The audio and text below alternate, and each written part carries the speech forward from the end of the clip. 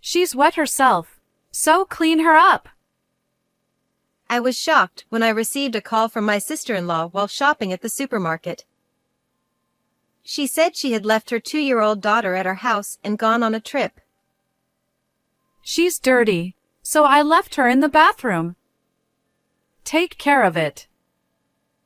She hung up the phone while humming a tune. Feeling overwhelmed with anxiety, I rushed home in a panic. When I opened the bathroom door, I found my niece floating in the bathtub. I lifted her up, limp, and resolved to get back at my sister-in-law. I am a 28-year-old housewife, and I married Jason, who is 2 years older than me, 3 years ago. My husband is the heir of a large general hospital and an excellent surgeon.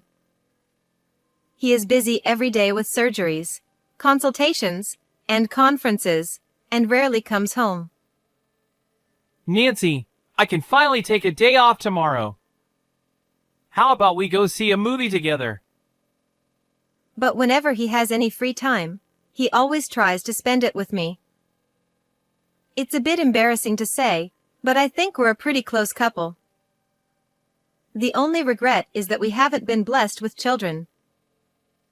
My in-laws strongly desire a successor, and I feel pressured by it. Nancy, you're free again today, aren't you? That day too, my sister-in-law came over to our house in the morning. Jason's sister, Amy, is 26 years old. I sighed inwardly, thinking, here we go again. When we first got married, I welcomed my sister-in-law's visits. Family relationships are important, and back then, it wasn't so frequent. But at some point, she started coming over almost every day. Her husband is a long-distance truck driver who is rarely home, sometimes not coming back until late at night. While I was puzzled by her somewhat brazen behavior, she eventually took our house key without permission and even made a duplicate. You can't just make a copy without asking and come in as you. Please return the key. No way. I made it just for that. You said I could come over anytime before, didn't you? I meant within reasonable limits. You're an adult. You should understand that. No matter how many times I warned her, she ignored me and kept the spare key. Even after my husband scolded her, she would still come over unannounced.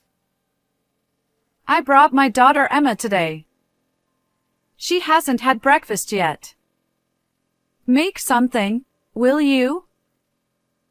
Ignoring my words, she entered the living room, and beside her stood my 2-year-old niece, looking gloomy.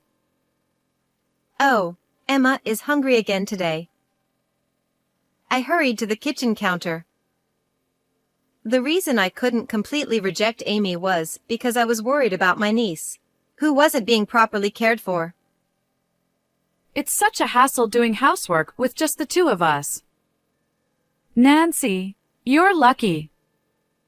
You can practice parenting with Emma. Amy sat on the sofa, laughing loudly, while my niece sat next to her, silently looking down. Still, neglecting your child's meals is unacceptable. Ha! You're just a childless housewife. You can't even produce an heir. Angered by my advice, Amy started yelling, saying a woman who can't have children has no value. Well, I'll be the one to produce an heir. All the inheritance from the hospital will be mine. Why did I even have a girl? I wanted a boy. Stop it. Emma can hear you. It's fine. It's the truth.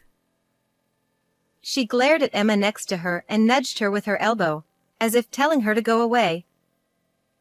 Seeing my niece on the verge of tears, I hurriedly placed the freshly made breakfast on the table.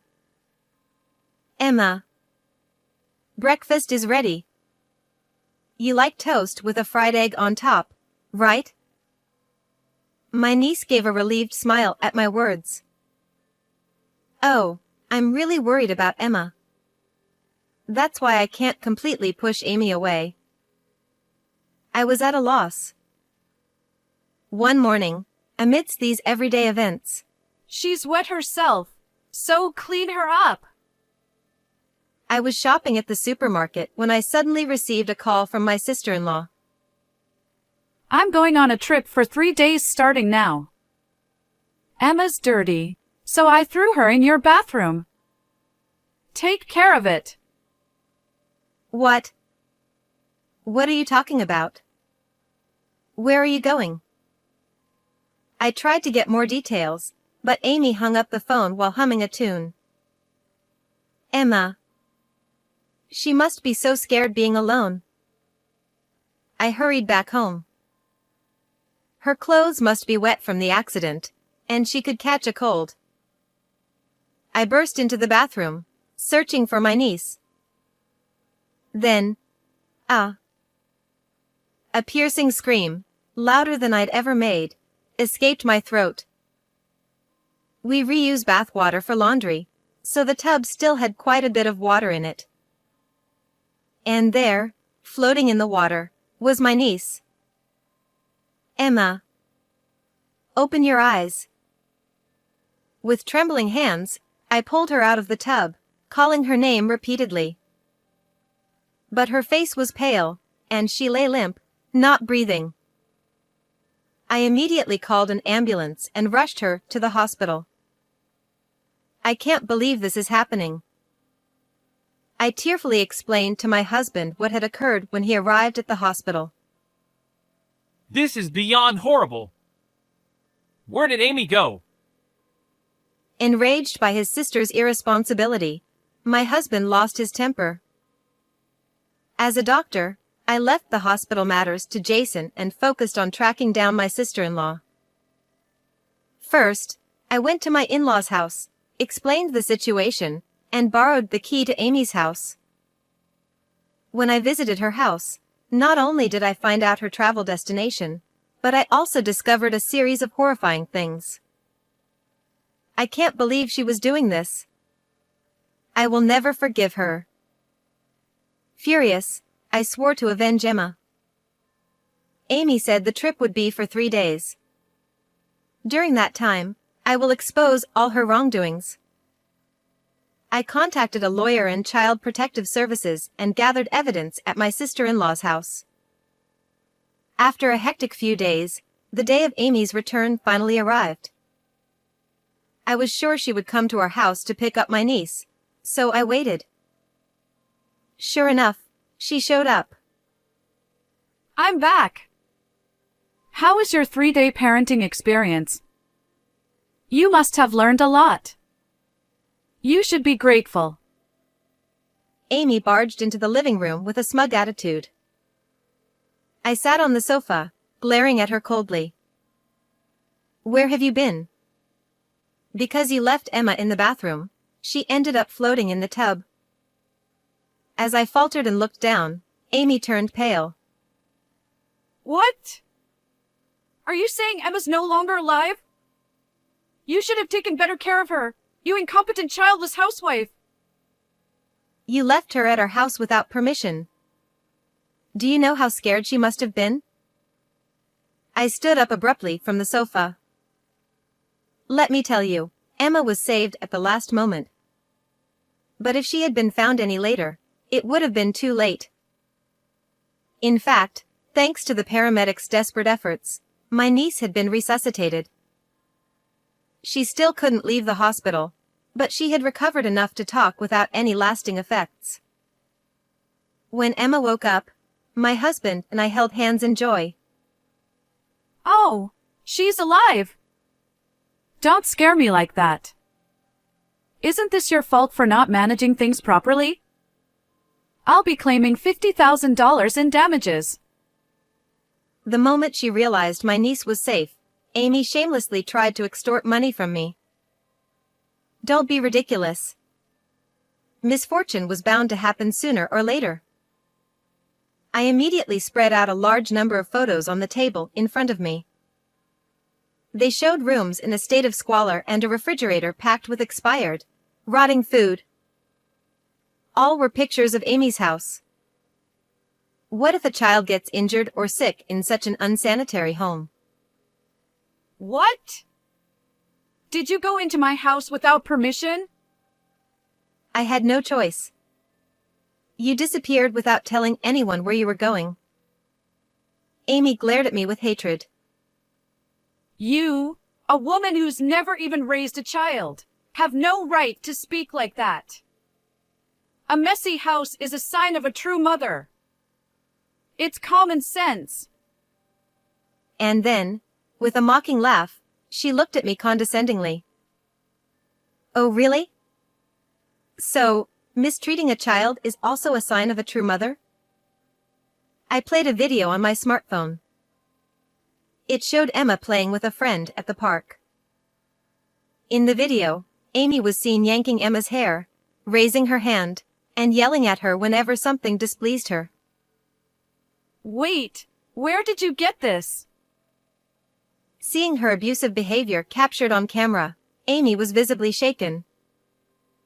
I'm not telling. It's a secret.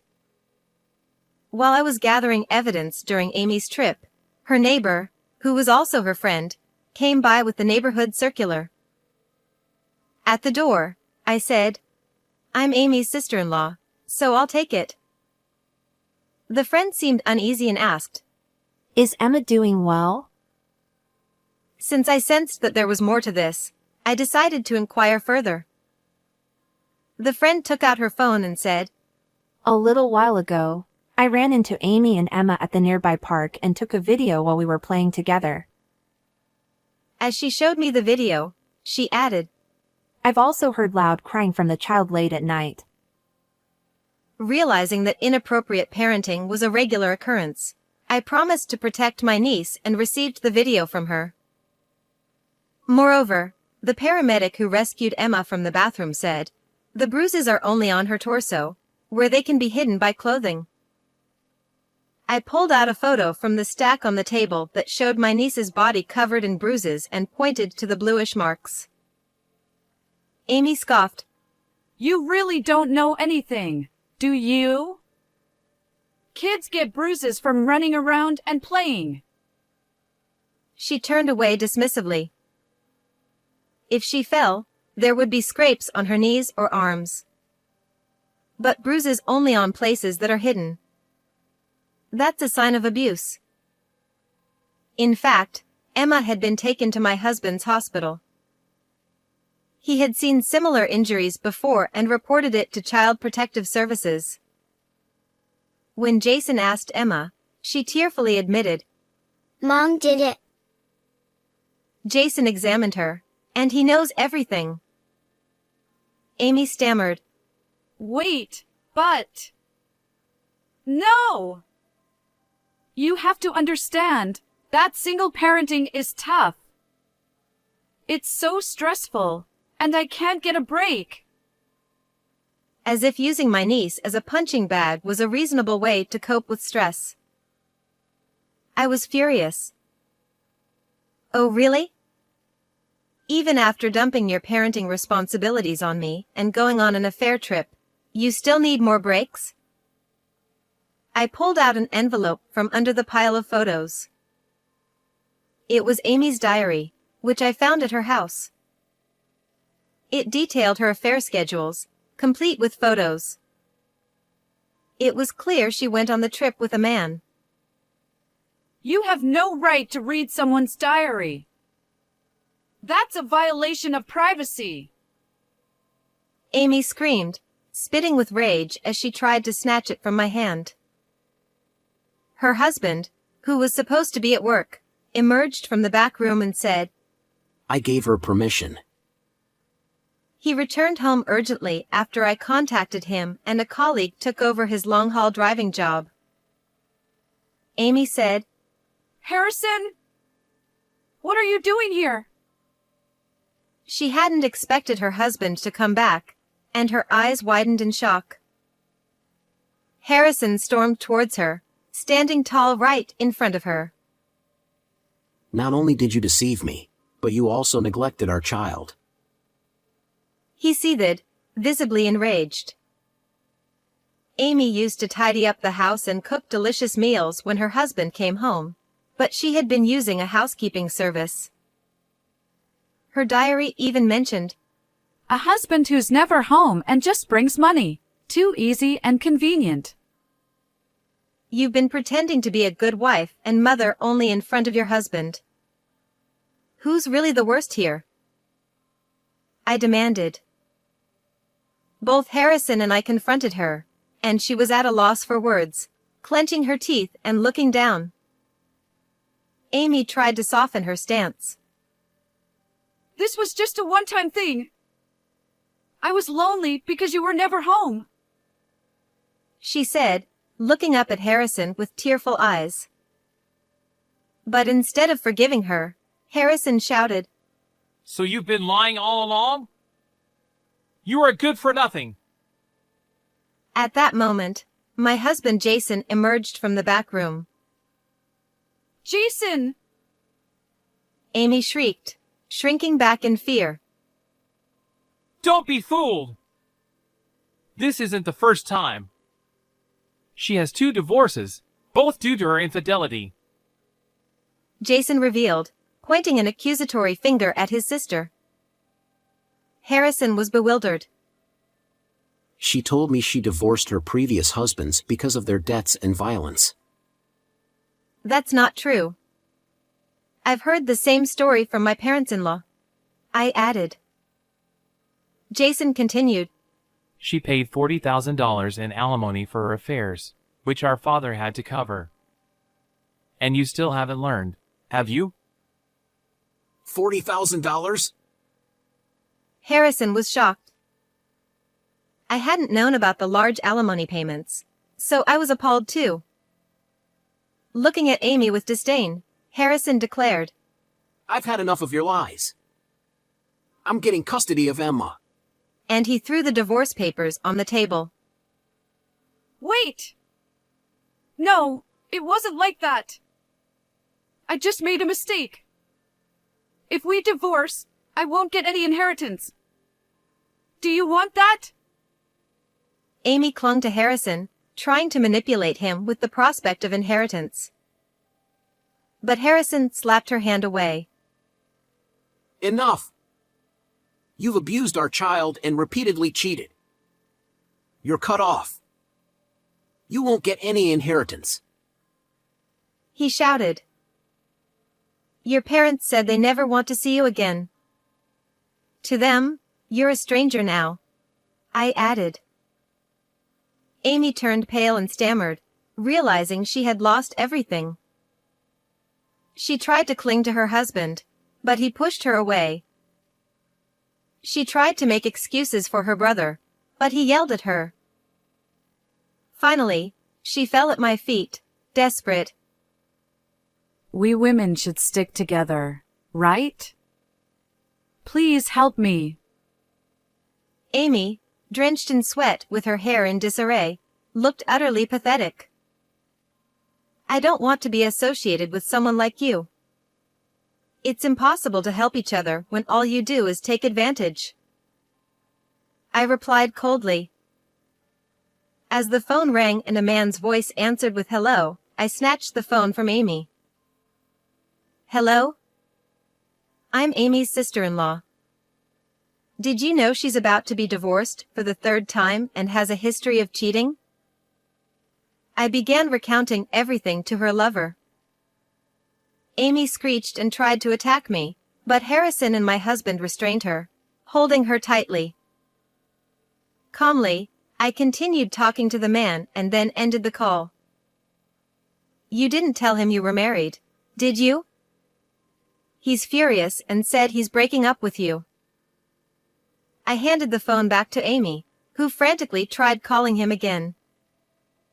But all she heard was, the number you have dialed is not in service. After about 30 attempts, she finally realized she had been blocked and began to wail. Harrison will get full custody of Emma. Plus, We're demanding $5,500 in child support and $50,000 in damages, totaling $105,000. I declared firmly. Amy's spirit broke completely, and she crumpled to the floor, sobbing. Suddenly, the sound of police sirens filled the air. My husband had called the authorities while we were in the other room. The police arrived and escorted Amy out. She screamed and cried, but neither Harrison, my husband, nor I made eye contact with her, leaving her in utter despair. That was the last image I had of Amy. After that, Amy and her husband divorced, with Harrison gaining full custody of Emma. He switched to a job that allowed him to be with his child more often, and Emma's smile returned. As for Amy, she's now in prison for endangering a child's life. According to her lawyer, she'll likely be there for several years. Even after her release, she won't be able to see her child, return to her family, and will be left alone, burdened with debt.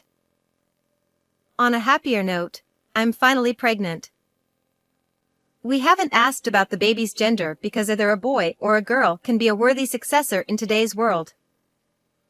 My husband also agrees that whether or not they take over the family business should be entirely their choice.